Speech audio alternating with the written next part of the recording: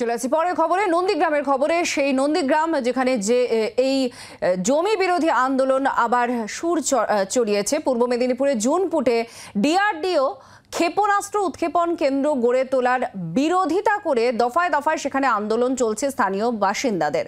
মৎস্যজীবী এবং স্থানীয় বাসিন্দারা মিলে গতকাল ৫০০ মানুষ মশাল হাতে প্রতিবাদ মিছিল করেন। জুনপুটের বাসস্ট্যান্ড থেকে বিচুরিয়া হাই স্কুল পর্যন্ত এই মিছিলে পা মেলান। আর এরপর ঠিক কি হতে চলেছে, কি পরিস্থিতি, আমরা একটু জানার চেষ্টা করব। আমাদের সঙ্গে কিরণ, আমাদের প্রতিনিধি রয়েছেন, কিরণ মান্না। কিরণ, ঠিক এইখানটা একটু জানতে চাইবো, যেহেতু প্রতিবাদ মিছিল চলছে, মৎস্যজীবী এবং স্থানীয়রাও রয়েছেন, খুব স্বাভাবিকভাবেই শাসক দলের ভূমিকা এক্ষেত্রে কি রয়েছে একটু জানতে চাইবো। জেলা প্রশাসনের তরফ থেকে কি বলা হচ্ছে?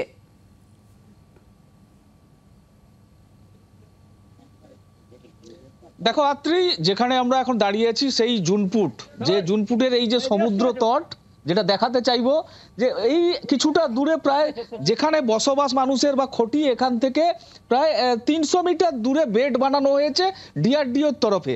এই বেড থেকে মিসাইল উৎক্ষেপণ করার কথা ছিল ১৬ তারিখ ১৭ তারিখ, কিন্তু কোনো এক অজ্ঞাত কারণে বা এখানকার গ্রামবাসীদের, মৎস্যজীবীদের প্রতিবাদের মুখে বন্ধ হয়ে গেছে এখন। কিন্তু এখন এখানে দফায় দফায় মৎস্যজীবীরা তারা এখানে প্রতিবাদ জানিয়েছেন। গতকাল মশাল মিছিল করেছেন, আজকেও জমায়েত রয়েছে। বহু মানুষ কাজে চলে গেছেন, কিন্তু জমায়েত আছে, এলাকা থমথমে আছে। তারা যেটা প্রতিবাদ করছেন যে এখানকার জনজীবন বিধ্বস্ত হবে। এখান থেকে সমুদ্র বেশ কিছুটা দূরে, সেখান থেকে সমুদ্রে যে তাদের সমুদ্র নিয়ে রুজি রোজগার, তাদের যে আয় রোজগার করতে হয়, সেটাতে ব্যাঘাত সৃষ্টি হবে।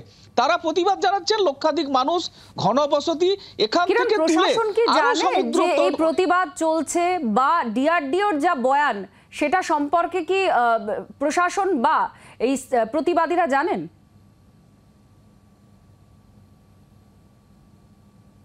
দেখো, গ্রামবাসীরা প্রথমে থানায় বিক্ষোভ ধর্ণা করেছিল, ডিএম এর কাছে জানিয়েছে এবং প্রশাসনের কাছে জানিয়েছে, লোকাল প্রশাসনের কাছে।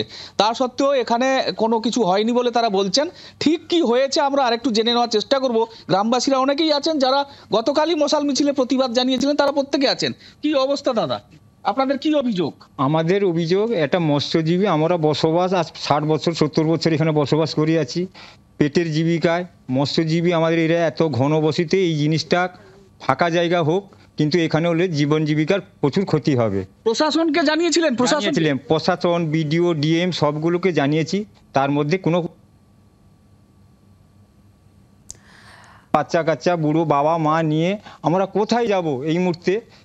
এই প্রশ্ন নিয়েই তাদের এই প্রতিবাদ। আমরা এদিকে নজর রাখবো। আপাতত ধন্যবাদ কিরণ, আমাদের প্রতিনিধির সঙ্গে ছিলেন।